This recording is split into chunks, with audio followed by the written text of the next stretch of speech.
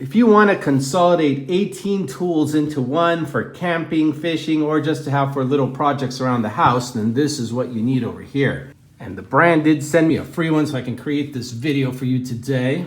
I'm going to quickly demonstrate all the tools you're going to get. Now, of course, off the bat, you're going to find the hammer.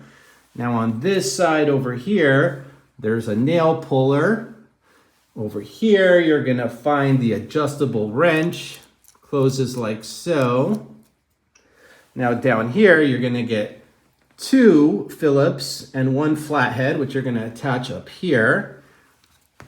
Now working back this way here, you're going to find some pliers, some wire cutters. Now over here, this is an interesting one. This is a whistle. Now over here, you're going to find a bottle opener, a can opener. There's a saw and a sharp knife over here. I'm gonna start packing these away. You can see how compact everything's gonna get. There's your pliers. You simply flip them back this way here. And there you go. You can transport it anywhere. You just put your belt through here and you got a little holster. Comes with this case here to carry it in. And I would highly recommend this for anyone on the go who may need tools.